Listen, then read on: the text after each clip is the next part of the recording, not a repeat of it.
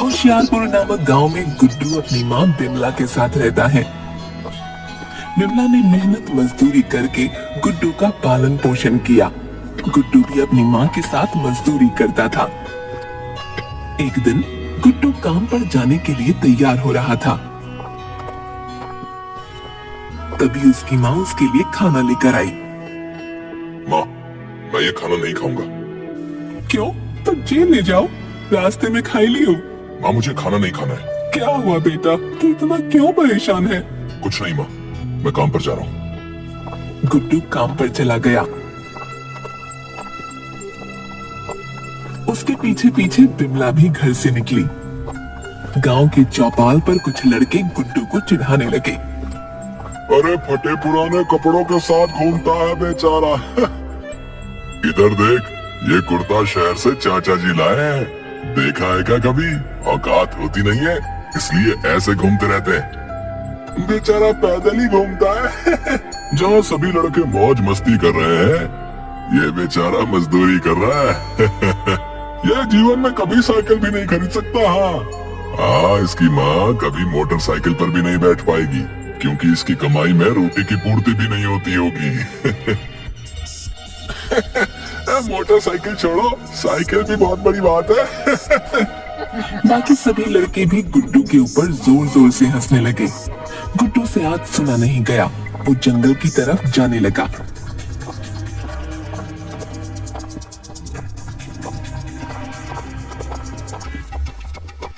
गुड्डू भैया, कहाँ भाग रहे हो? मरने जा रहा हूँ, चलना है? देखो भैया, हम तुम्हारे साथ मर तो नहीं सकते, लेकिन साथ चल ले रहे। लेकिन क्यों? गांव में बताए के लिए भी तो कोई चाहिए कि गुड्डू भैया कैसे मरे। मेरा पहले से दिमाग खराब है। ना भैया, दिमाग तो तुम्हारा बहुत ही बढ़िया, हमारी मम्मी कह रही। चल, तू साथ चल, और हाँ, मुंह बंद करके चलना है।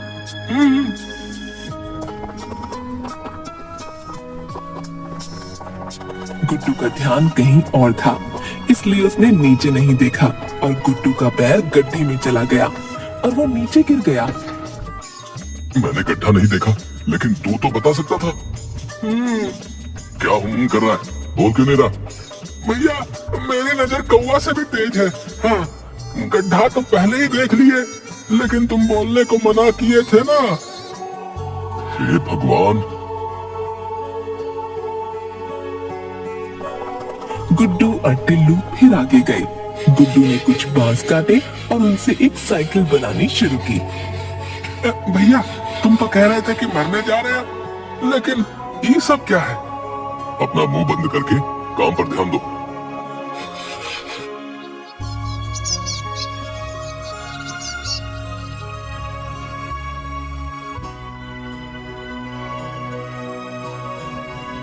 गुड्डू ने 2 दिन तक मेहनत की और बांस से एक बहुत अच्छी साइकिल बनाई। अरे वाह भैया, तुम तो कमाल ही कर दिए। ये तो बहुत ही अच्छी साइकिल है। हाँ, अच्छी लग रही है ना? हाँ भैया, बहुत अच्छा। भैया, हमको भी एक साइकिल बना दीजिए। टिल्लू, बना दूंगा बाद में, लेकिन अभी गांव चलते हैं। माँ को साइकिल दिखाने के लिए मैं बहुत उत्सुक हूँ। हाँ भैया।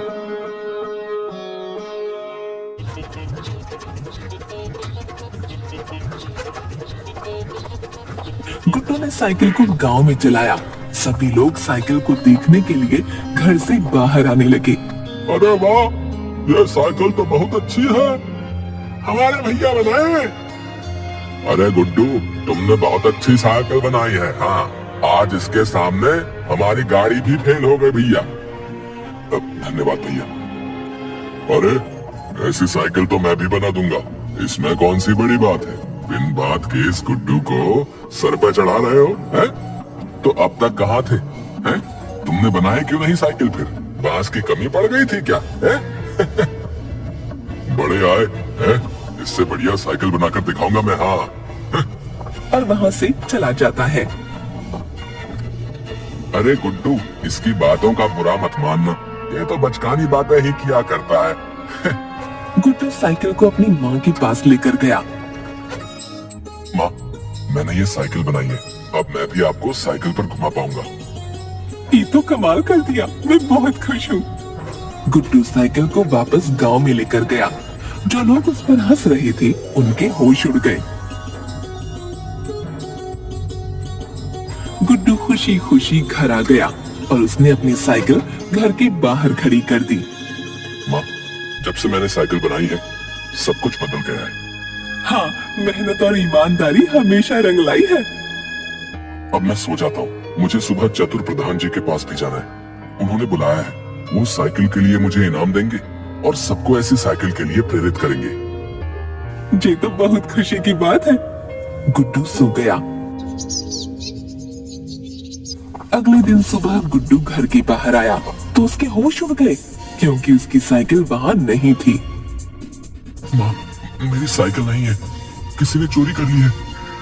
अभी ज्यादा देर नहीं भाई, तू जल्दी से चतुर प्रधान जी के पास पहुंच जा। गुड्डू दौड़ते हुए प्रधान जी के पास गया।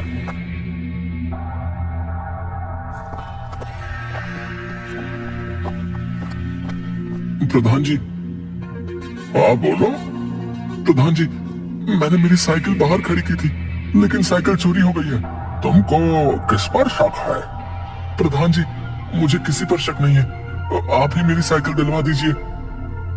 तुमने बांस से बहुत अच्छी साइकिल बनाई है, ये खबर मेरे पास भी आई थी, लेकिन कोई उसको चुरा लेगा ये नहीं सोचा था। प्रधान जी, मैं उस साइकिल को आज आपके पास लाने वाला था लेकिन साइकिल नहीं है। कोई नहीं, मैं जल्द से जल्द कोशिश करूंगा कि तुम्हारी साइकिल मिल जाए। अच्छा,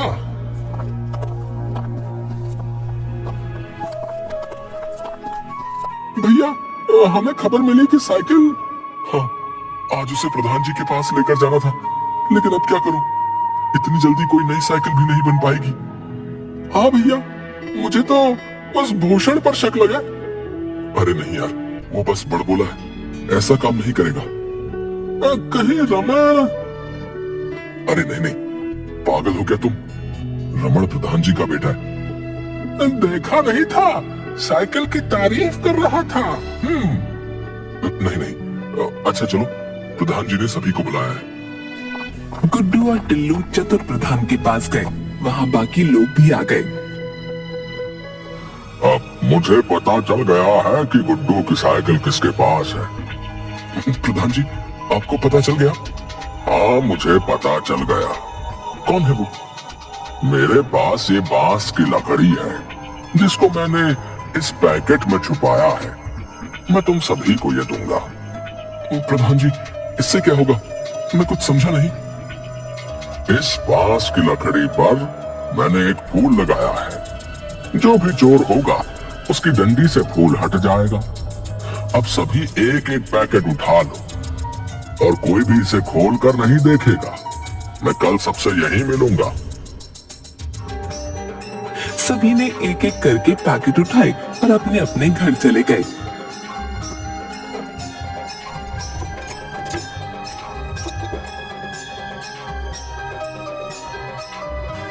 अगले दिन शाम को सभी फिर से इकट्ठा हुए।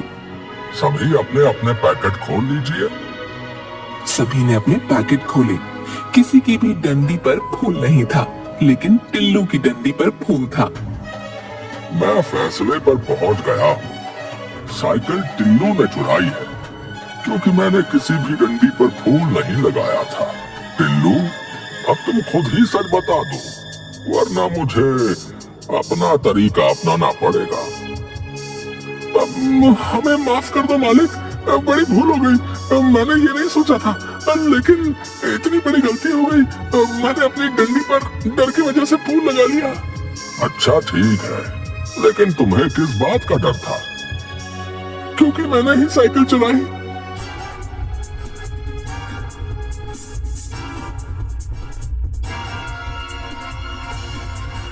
टिल्लू, अब तुम चोर भी हो? हाँ भैया, हमें वो साइकिल पसंद आई तो उस दिन तुम्हारे घर के बाहर से चुरा लिए। हमने गुड्डू भैया को हमारी साइकिल बनाने को भी कहा, लेकिन वो नहीं बनाए। हमें माफ कर दो। अब इसका फैसला प्रधान जी करेंगे। मैं साइकिल वापस ला रहा हूँ।